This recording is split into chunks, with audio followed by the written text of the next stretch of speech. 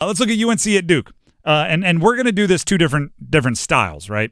It's like ordering eggs. I want over easy and scrambled. Okay. Only it's going to be UNC side and then Duke side. We're going to look at them individually as if there are two different teams playing in the same game, which is exactly what they are. Okay. Let's start with UNC. UNC has had and I've said this many times, a chaotic year. Their games always feel like they have too much caffeine. They've played started 3 different quarterbacks in 4 games. They've had injuries. They've had weather. They've had a 3-game win streak. They had one of the most embarrassing losses in program history. They've done it all.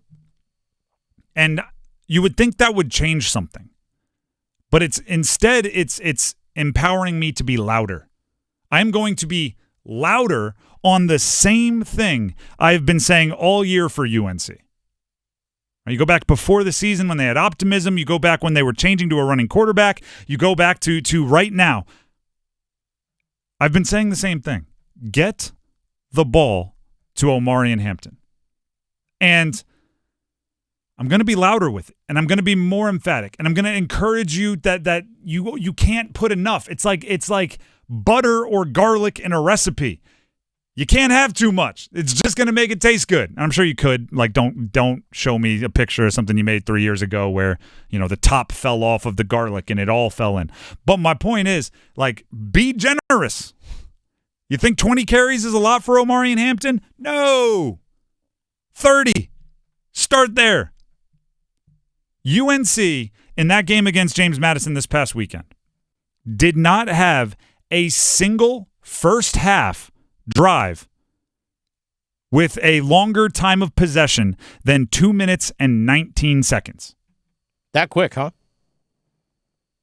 Now, in the second half, I understand it, because if you're down by a bunch and you're just slinging the rock and incompletion stop the clock, the first half did not have a single drive for North Carolina that took up more than 2 minutes and 19 seconds of game clock. Meanwhile, in that first half, what was James Madison doing? They were going haywire. They were punt block touchdowns, surprise onside kicks, 70-yard touchdown passes. They're just bing, boom, bang, all over the place.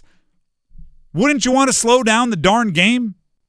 Wouldn't you want everybody to take a breath? Wouldn't you want to look at James Madison's offense on the other sideline and say, yeah, stay there for a while? Well, guess what? UNC has the ultimate slow motion button.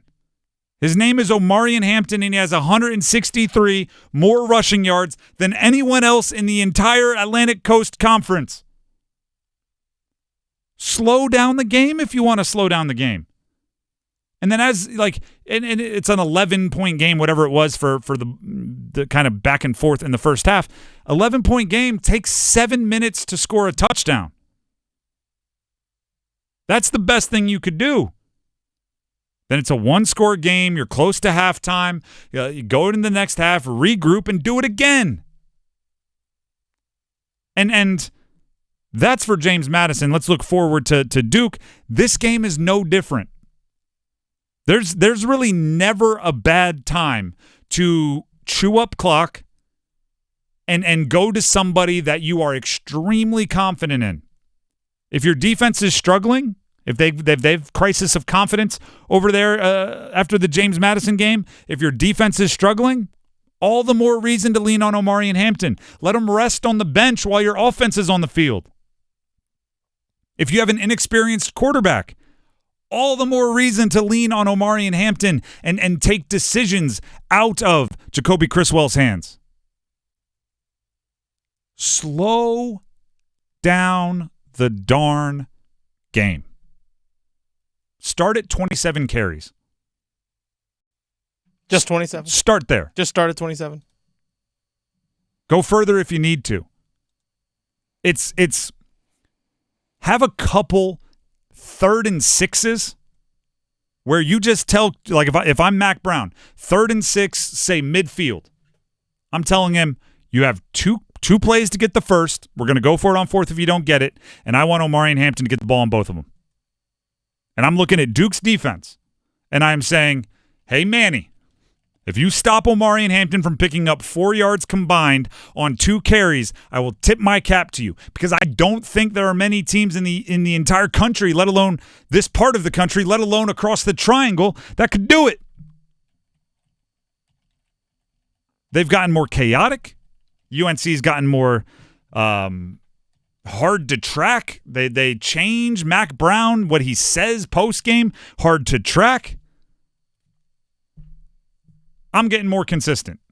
Give the ball to Omarion Hampton. Manny Diaz, the head coach of Duke, was asked, how do you limit Omarion Hampton? His answer. Manny Diaz, his answer. What's good defense about, right? You got to get multiple hats to the football, right? If he's, in a lot of one-on-one type situations, you're going to be in a problem. Don't let him get going. And like I said, now that's easy to say. That's hard to do. They do a nice job with pre-snap and post-snap motions to try to get your eyes in the wrong place to take it off of him. So it's a great challenge for our guys. But look, this is what what we always tell our guys is that great players punish you for your mistakes. You're still in control whether you make a mistake or not, right? So if we can be where we're supposed to be and be gap sound, you have half a chance to get him. Now getting him on the ground is the second part of the equation. Sounds good. Sounds good.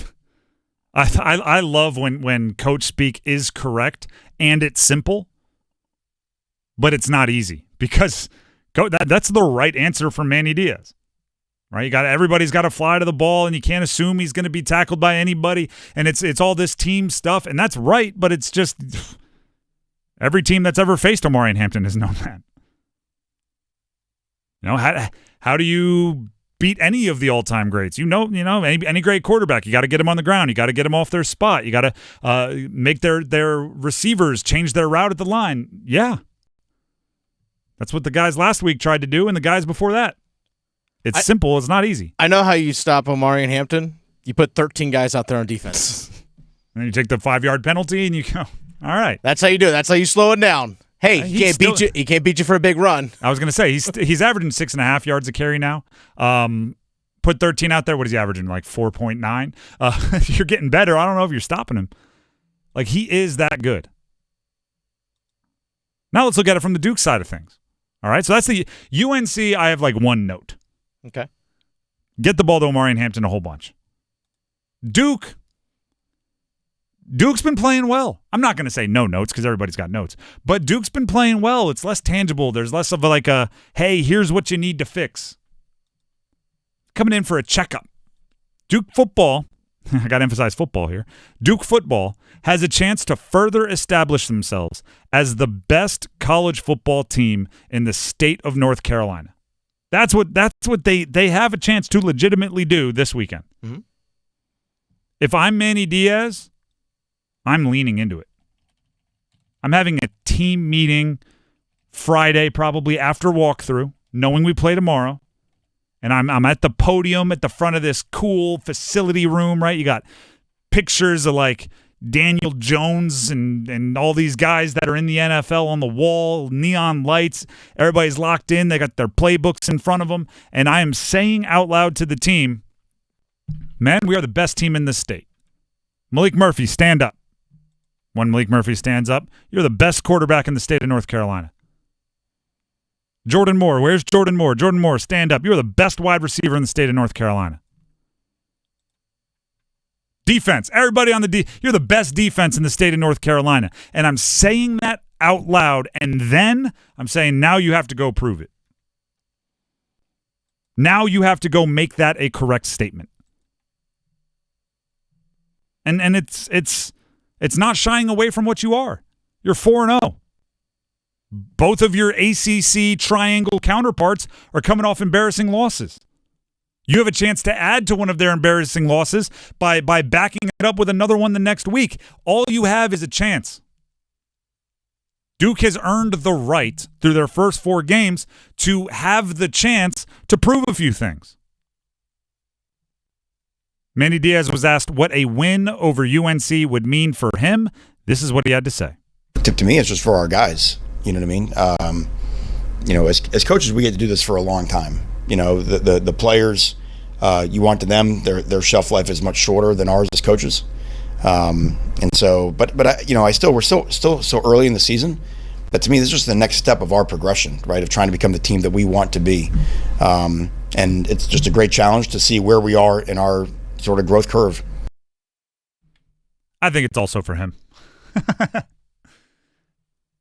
I think it's also for. I think coaches love to know they have a winning record against certain teams, and if you are the head coach of Duke, UNC is one of those teams. Do that and ring the victory bell. Like, yep, that stays here at Wallace. Well, actually, like, no, we're going to take it away from Chapel Hill. Stays here in Durham. Ring that victory bell. Correct me if I'm Hold wrong. on that for a year. Has Mack lost to Duke?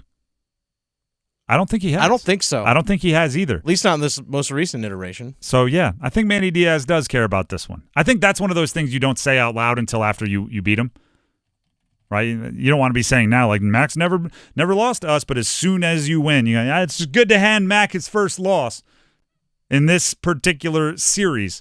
I think it does matter to Manny. Now, if we want to look at this game kind of from both sides, right? From Duke's side, I think you have a chance to do some cool things. So I think you put the stakes on the table. You say, hey, you want to be the best in the state? Win this game. For UNC, I think it's more X's and O's. Give the ball to Omarion Hampton. Watch what he does with it. I'm talking about people on the not like the offensive line. You work and help, but there you go. If you're off the field, watch what he does with it. Last time Duke won the Victory Bell. My apologies. They went to Philadelphia and everything. Last time they won the Victory Bell was 2018, which is the last year of Larry Fedora. Okay, yeah. So Mack hasn't lost. So 2019, they have won 5 straight. Has UNC. By the way, sold out Wallace Wade. That'll be fun. It'll be fun. I mean, certain games are always fun. That's a fun one. To look at this from both sides now. Okay, so we did the UNC side, we did the Duke side. Now let's kind of do the matchup. Both teams' defenses are most vulnerable where the opposing team's offense is most dangerous, which makes for an interesting, like, it's not, instead of good on good, where it's like, hey, the best running back in the league is against the best run defense in the league, instead of strength on strength, it's strength on weakness in both directions. Duke's defense overall is very good. They are allowing the fewest passing yards in the ACC this season. Like, of any ACC team per game, they're allowing the fewest passing yards. But they're in the bottom half of the ACC in stopping the run. They're giving up top half of the league in rushing yards. What does UNC have?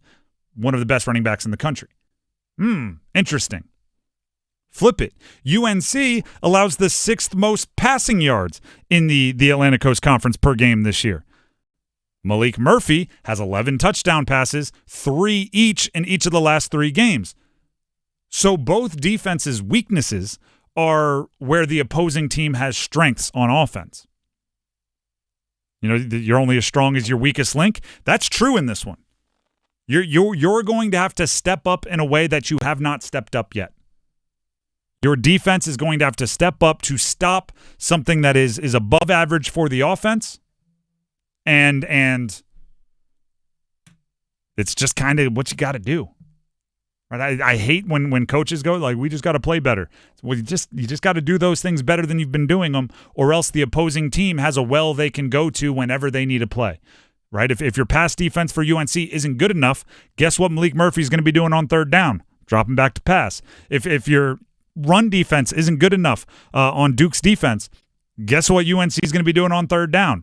Handing it off to Omarion Hampton. Those things all link up.